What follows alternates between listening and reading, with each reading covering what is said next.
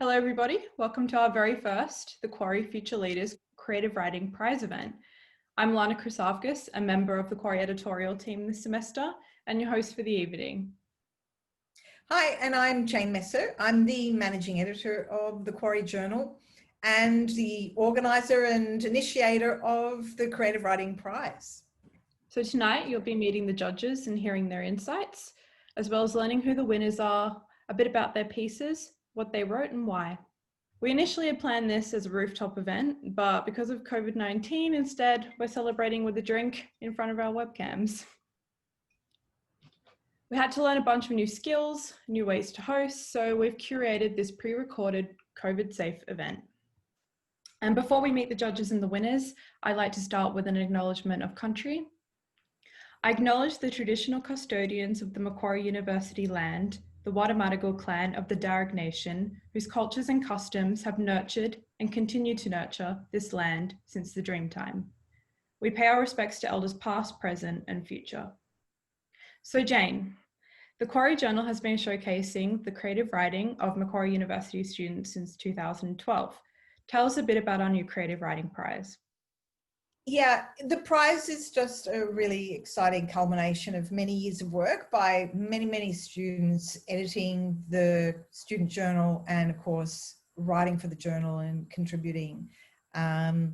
So what happened was that it kind of fell into my lap, this prize, because of Helen Sykes at Future Leaders.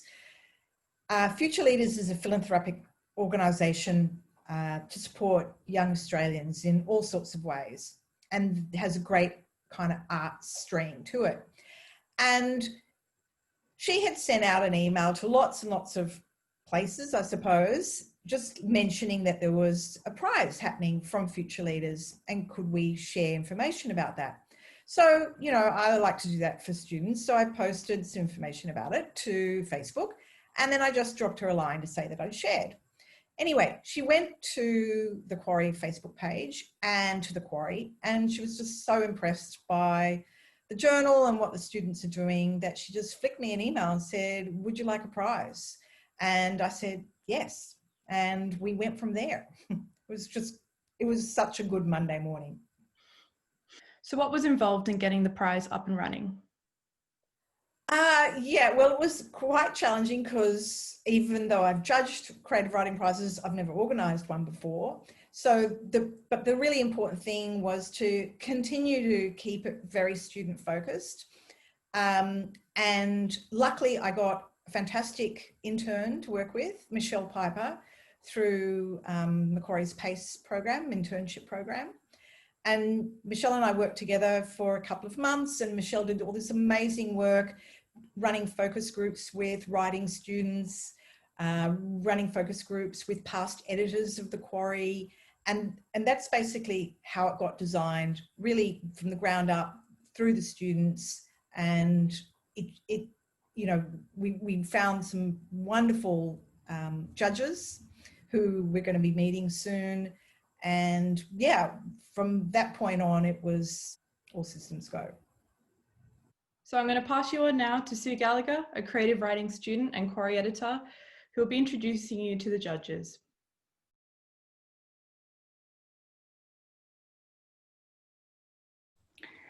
So, hello, my name's Sue Gallagher. I'm a Masters of Creative Writing student at Macquarie University and also volunteer with the Quarry Journal this semester. And I'm with the judges for the Future Leaders Literary Award today. Hi, it's a pleasure to be here. I'm a creative writing student at Macquarie University. So it was really just delightful to read all the entries in this. And I probably inform my own work and inspires me to keep going. So yeah, it was a wonderful thing to be doing. Thanks, and we're very grateful that you were able to do it for us. Claire, could you say a few words about yourself? Yep. Hello everyone, it's a pleasure to be here. I'm Claire Catechouzenos. I'm a writer and editor in Sydney. I have an MA in creative writing at Macquarie University and a Bachelor of Arts in creative writing and ancient history at Macquarie University as well. And I currently work at the New South Wales Department of Education, the school magazine. Fantastic, sounds like you have a great background. And Sarah? Hi, I'm a Macquarie University creative writing master's grad, and I'm currently working as a content designer for a company in Sydney. Okay, so now the exciting part of this evening is the announcement of the winners. So, Sarah, if I can go to you first. I'm very happy to announce that A Bed of Roses was our third place winner in the competition. It's a beautifully written piece of creative nonfiction that reflects on the connections between grief and flowers in a cemetery garden. And it stood out because it so openly explored this subject that's often considered taboo from a new angle. It really lent on the perspective of the garden's horticultural coordinator, James, and it has this really strong natural voice that hooks the reader from the first line with this startling contrast between death and loss and the beauty of the garden. And the juxtaposition of like the sober nature of the cemetery with James's frank, jovial comments was so effective at building intrigue that it left us all with a sense of sort of melancholy curiosity that lingered long after it ended. So a very well-deserved third place. Well, it's my great pleasure to announce the second place winner in this competition, which was Alyssa's poem, He Disappeared into a Bottle. And this was a very striking, taut, finely crafted poem, and it was quite a confronting material that Alyssa dealt with about the invisibility of those who sort of fall between the cracks in our society. And it showed us something that we often flinch to hear about, and it doesn't shy away from sort of exploring things that make us feel uncomfortable. And it really struck me, it took me into the very awkward spaces of family gatherings at Christmas, where you've got this sort of glissade of meaningless conversation, but underneath there's this sort of, we're not going to speak about this. And so there were these cliffs that you sort of felt no one was actually going to venture down to talk about these really uncomfortable things about a member of the family who gets lost by the wayside. And in its spare language, it's very bare bones. It sort of talked about loss and being lost and where we fear to tread. And so I thought it was a very brave poem, and I thought it was very beautiful. And it's just, it's my great pleasure to announce how well it's done in this competition. Congratulations. So the winner of the Quarry first competition is Alice Maher with her beautiful story, Hick Ik Omori. So hopefully I pronounced that correctly. But it's a story that tells a coming of age tale about a teenage boy discovering his place in the human world while being trapped in the Japanese social phenomenon whereby adolescents withdraw from the outside world to seek extreme isolation and self-confinement. The piece had a very lovely use of imagery and cleverly used figurative language to play with the meaning of the piece. The writer used a very innovative style by mixing prose paragraphs and 3 verse lines of poetry underneath each paragraph to create a sense of pacing to evoke a strong sense of emotion to the reader. And throughout the piece, we read as the narrator has almost kind of transitioned into a hibernating animal by the writer using powerful metaphors and juxtaposition. So people are referred to as humans, and normal behavior is referred to as the human way. The narrator is constantly distancing themselves from the human world. This style and theme is further enriched with the clever use of switching the narration style from first person to second person and drawing the reader further into the narrator's world of extreme isolation and self-confinement. There are so many wonderful themes about life, relationships, the quest for self, belonging, and the individual versus society touched on in this piece. All of this is told with an innovative style, powerful structure, and a highly creative management and skills of creative writing.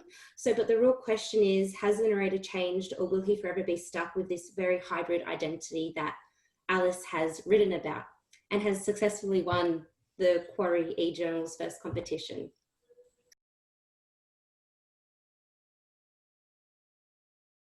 My name is Alice Ma, and I currently work at Macquarie University as Faculty of Arts Administration. Before that, I did both undergrad and my master's in creative writing at Macquarie, so I've kind of been affiliated with them in some form for a few years. my hobbies include fencing and lightsaber dueling. So I guess I just like hitting people with swords. My name is Alyssa Burns. I'm a third year creative writing student at Macquarie Uni. I recently moved to Queensland in the midst of this crazy pandemic. And I would say that poetry is absolutely my passion in life. Yeah. I'm Isabella. I'm a media student at Macquarie Uni, and I'm in the final semester of my degree and doing a Bachelor in Media with a major in journalism, non-fiction writing and media studies. Hikikomori is about a phenomenon in Japan called hikikomori, which is basically when youths and also older people, adults, withdraw from society and basically live at home. And it's kind of, I guess, a form of agoraphobia, I would say, but it's a specifically Japanese phenomenon, which is interesting, I think. It's a very personal piece, a personal experience of mine that became much more prevalent in my life, especially since moving, but in the last few years, definitely.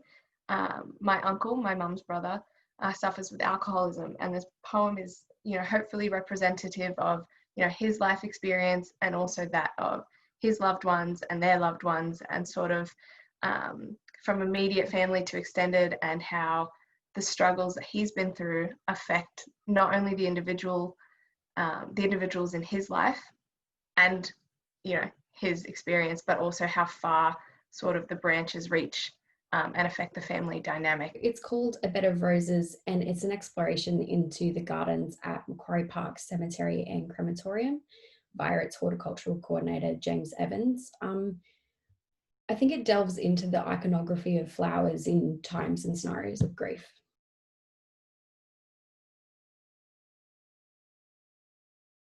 I was inspired to join it because I really like the Quarry and everything it stands for. I've known about the Quarry in some form or another for a while because of both undergrad and postgrad. And I thought currently in this sort of these uncertain times that this particular piece was in some ways relevant. I'd been sort of tooling around with it prior to the competition's announcement for the prior issue of the Quarry, actually. So it's sort of just been the story that was rolling around my head at the time, and I thought it would be a decent fit. This piece, I didn't necessarily write it for the contest. It was sort of timing helped. But yeah, it was coming out of me around the time of the contest, and I thought it was as good as anything. I would say it's the best thing I've written thus far. So it was my best shot. I've never been one who thinks that creative writing is necessarily a strength of mine. I prefer nonfiction, but to write nonfiction in a creative narrative format was really fun, and I thought, why not? So yeah, it's been very rewarding. I'm very grateful.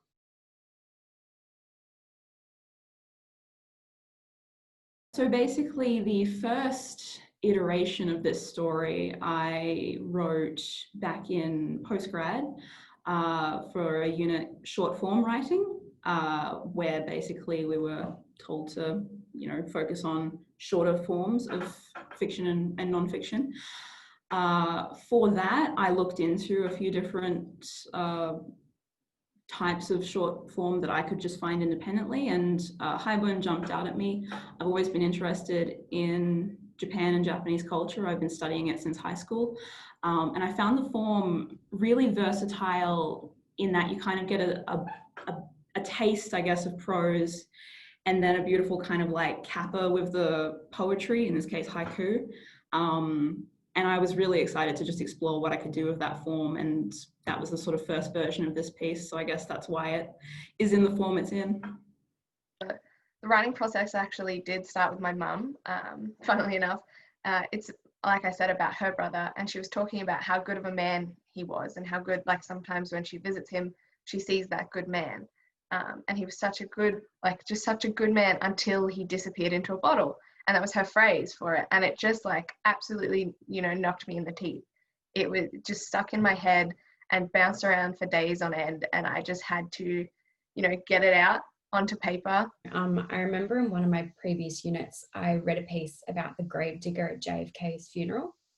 And I found it so interesting because it was the ordinary versus the extraordinary. And sometimes the ordinary is more interesting. And I'd never really heard of many pieces that talk to a gardener or caretaker. So I thought, why not? But I also have a passion for gardening, so that was an added bonus.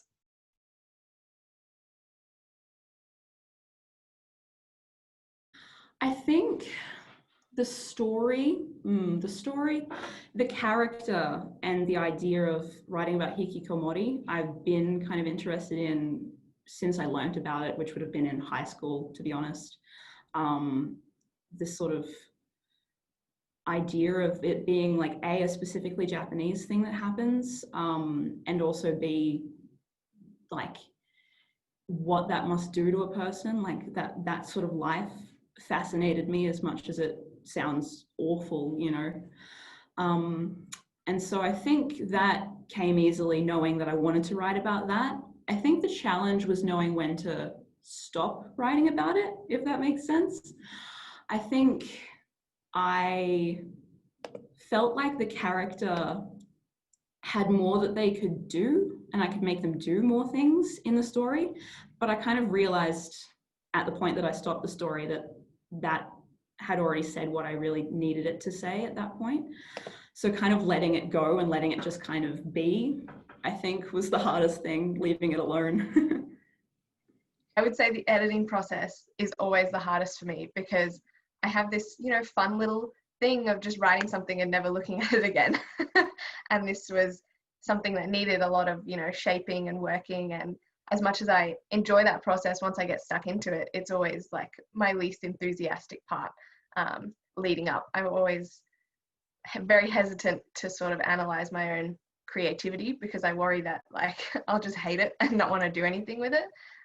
So yeah, and you know, especially with it being so emotional, I wanted it to hit right. I didn't want it to come across like I was feeling sorry for myself or my family. Like it's a very like interesting situation that is full of very strong connections and bonds. So I didn't want it to sound like it was complaint or it was like disappointment or anything like that. Like I just wanted to represent it very specifically, but also very honestly, if that makes sense. So I work at a magazine as my job, so I write profiles a lot.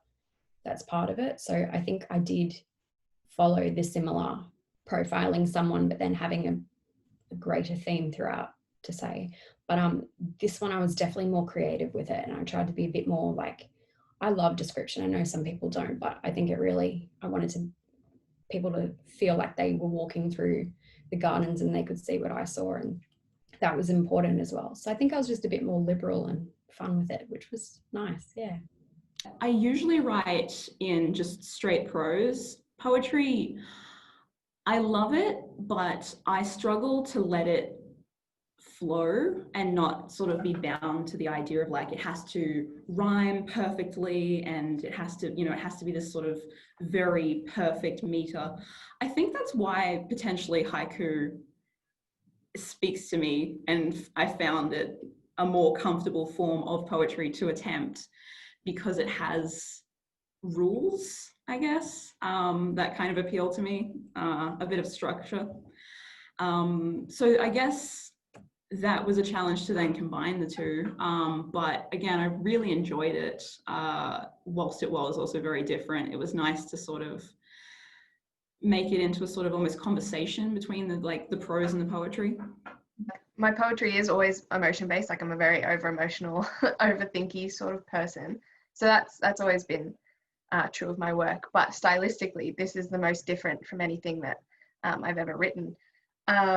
I wanted to experiment with like the pace in the form of like those grammatical breaks I've entered and implemented, which is super new because I'm always quite cautious of the presentation of like grammar and stuff because I always overdo it and I try and rein it back so much. And for this one I was like, no, do it, go for it, doesn't matter, like do whatever you want, experiment. And I try to experiment with every piece a little differently, and they just seem to fit so much in this one. Yeah, it's so different stylistically from anything I've written and I'm very happy with that. And if anything, that just makes me want to do more new things? So once I'd finished the interview with James, so I spent the day with him just at the cemetery, following him around and looking at all the gardens, which are incredible, by the way. It's just massive. But I then had to transcribe it all, obviously, and that took a lot of time because he was such a complex and interesting character that to be able to piece together the bits that you want to include, that's, I always find that the hardest. That sometimes I have too much information and synthesizing it down is tough because you don't know what people are going to connect with. So I had my family like read the transcript, and I said, what bits really stand out for you? And then collated a whole bunch of different points and then tried to create something with that. And then, as I said before, research was a huge thing as well, because everyone knows that you give flowers at funerals, but I wanted to know more the history and resonance behind it. So that was important as well. Yeah.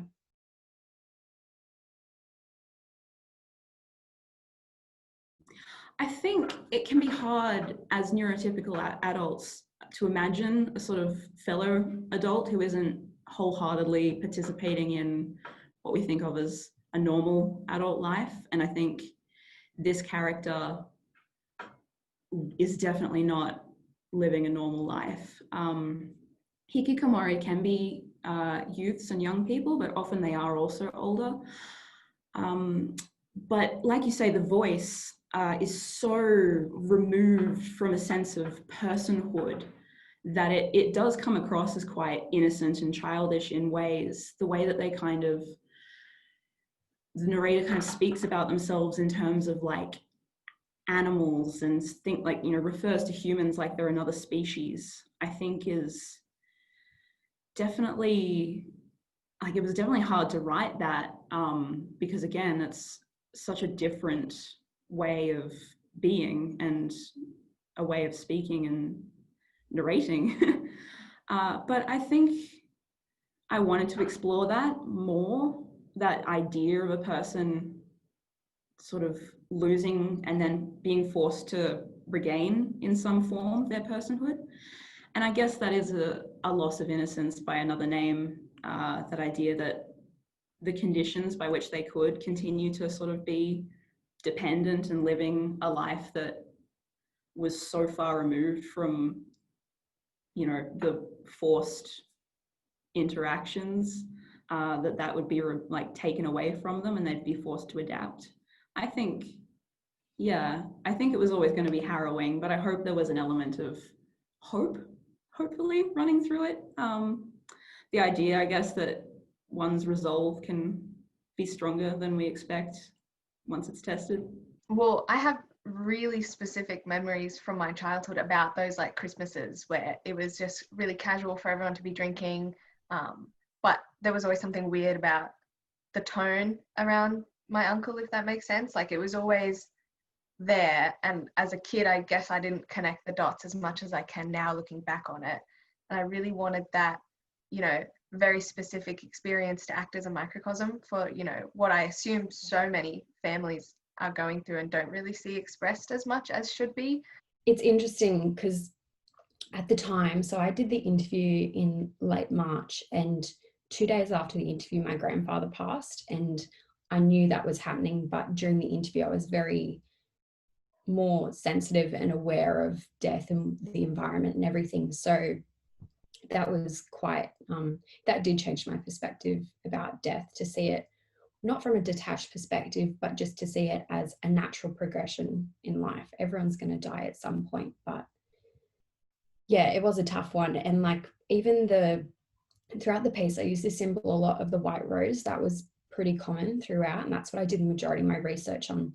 But in my own circumstance, the morning after my grandfather died, so he had 2 hibiscus trees in his garden. One's a red one, one's an apricot one. The apricot one was always his favorite. And the morning after his death, there was an apricot hibiscus flower that had bloomed overnight, and it wasn't flowering season, but that meant so much to my family to be able to have that as a symbol, and that really inspired the piece further. So yeah, I think it was catalyzed by that as well.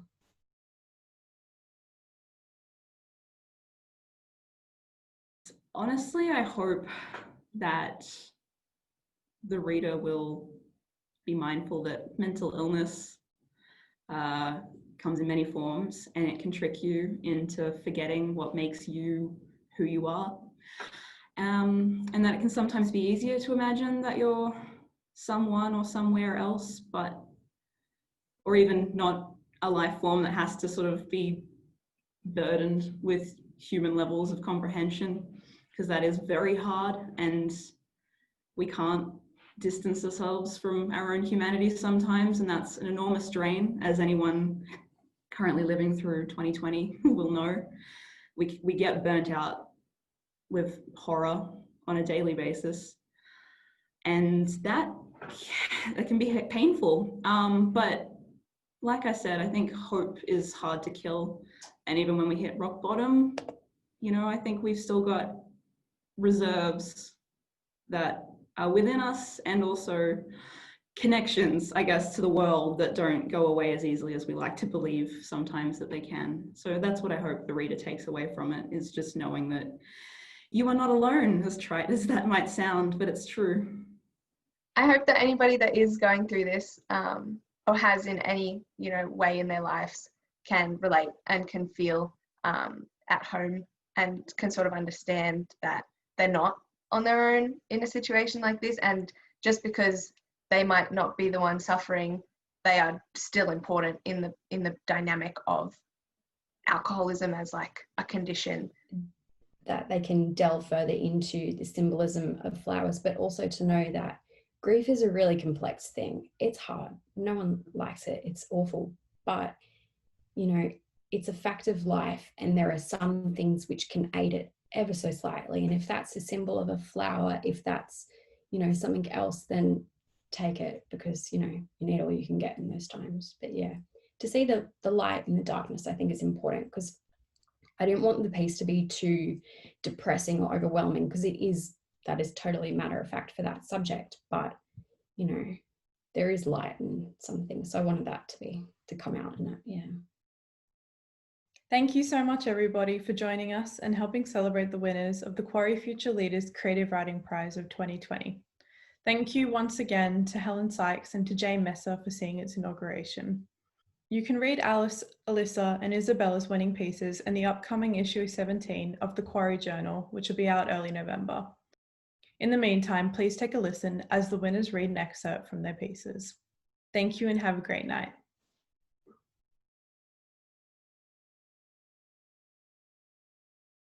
Every day I journey. My portal awaits, one of 3 choices, but the one I always take. One is a 3rd-story window that leads nowhere I care about.